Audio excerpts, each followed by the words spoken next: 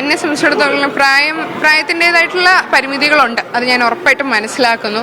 പക്ഷേ എനിക്ക് തോന്നുന്നു ഇപ്പം 20 വയസ്സാണെങ്കിലും 40 വയസ്സാണെങ്കിലും 60 വയസ്സാണെങ്കിലും ജനങ്ങൾക്ക് വേണ്ടി എങ്ങനെ പ്രവർത്തിക്കാം, കെൽപ്പുണ്ടോ അല്ലെങ്കിൽ അത് ചെയ്യാനുള്ള മനസ്സുണ്ടോ, ഇപ്പോൾ ഒരു പൊസിഷൻ ഹാൻഡിൽ ചെയ്യാൻ പറ്റുമോ, പ്രഷർ ഹാൻഡിൽ ചെയ്യാൻ പറ്റുമോ, ആൾക്കാരെ ഒരുമിച്ച് കൊണ്ടുപോകാൻ പറ്റുമോ, ഒരു കാര്യം ഇപ്പോൾ പ്രൊജക്റ്റ് ചെയ്യുവാണെങ്കിൽ അത് നടപ്പിലാക്കാൻ പറ്റുമോ എന്നുള്ളതാണ് കൂടുതൽ ഇമ്പോർട്ടൻ്റ് എന്ന് തോന്നുന്നു.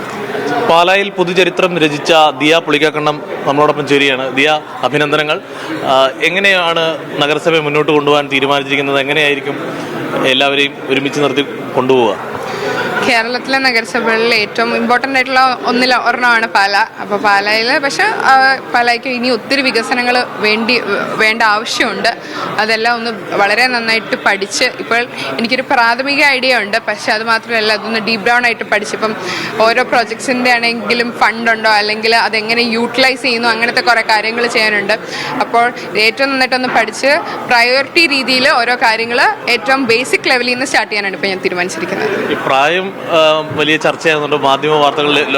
രാജ്യത്ത് തന്നെ ഏറ്റവും ചെറിയ പ്രായം കുറഞ്ഞ അധ്യക്ഷ എന്നുള്ള വാർത്തയിലൊക്കെ വരുന്നുണ്ട്. അതൊരു വെല്ലുവിളിയല്ലേ ഒരു പക്ഷേ നമ്മുടെ മുന്നോട്ടുള്ള കാര്യങ്ങളിൽ? എന്നെ സംബന്ധിച്ചിടത്തോളം പ്രായത്തിൻ്റെതായിട്ടുള്ള പരിമിതികളുണ്ട്, അത് ഞാൻ ഉറപ്പായിട്ടും മനസ്സിലാക്കുന്നു. പക്ഷേ എനിക്ക് തോന്നുന്നു ഇപ്പം 20 വയസ്സാണെങ്കിലും 40 വയസ്സാണെങ്കിലും 60 വയസ്സാണെങ്കിലും ജനങ്ങൾക്ക് വേണ്ടി എങ്ങനെ പ്രവർത്തിക്കാം, കെൽപ്പുണ്ടോ അല്ലെങ്കിൽ അത് ചെയ്യാനുള്ള മനസ്സുണ്ടോ, ഇപ്പോൾ ഒരു പൊസിഷൻ ഹാൻഡിൽ ചെയ്യാൻ പറ്റുമോ, പ്രഷർ ഹാൻഡിൽ ചെയ്യാൻ പറ്റുമോ, ആൾക്കാരെ ഒരുമിച്ച് കൊണ്ടുപോകാൻ പറ്റുമോ, ഒരു കാര്യം ഇപ്പോൾ പ്രൊജക്റ്റ് ചെയ്യുവാണെങ്കിൽ അത് നടപ്പിലാക്കാൻ പറ്റുമോ എന്നുള്ളതാണ് കൂടുതൽ ഇമ്പോർട്ടൻ്റ് എന്ന് തോന്നുന്നു. അച്ഛൻ്റെയും വല്യച്ഛൻ്റെയും ഒക്കെ ഒരു പിന്തുണ കൗൺസിലിൽ തന്നെ ഉണ്ട്, അതൊക്കെ ഒരു കരുത്താണല്ലേ? ഉറപ്പായിട്ട് അച്ഛനും വല്യച്ഛനും ഒത്തിരി എക്സ്പീരിയൻസ് ആയിട്ടുള്ള ആൾക്കാരാണ്. മാത്രമല്ല ബാക്കി 23 പേരിൽ ഒത്തിരിയും കുറച്ച് യങ്സ്റ്റേഴ്സും ഉണ്ട്, ബാക്കി എല്ലാവരും വളരെ എക്സ്പീരിയൻസ്ഡ് ആയിട്ടുള്ള ആൾക്കാരാണ്. ഇവരുടെ എല്ലാവരുടെയും സപ്പോർട്ട് ഇപ്പം നിങ്ങൾ കണ്ടു, എല്ലാവരും സപ്പോർട്ട് വളരെ നല്ലൊരു സന്തോഷത്തോടെയാണ് ഇപ്പോൾ സ്വീകരിച്ചിരിക്കുന്നത്. ആ സപ്പോർട്ടും പിന്തുണയും തന്നെയായിരിക്കും ഇനിയുള്ള മുതൽക്കൂട്ട്.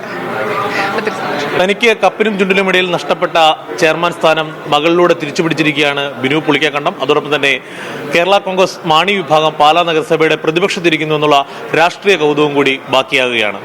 അനന്ത് സുരേഷിനോടൊപ്പം പാലയിൽ നിന്നും ജോസി ബാബു, മീഡിയ.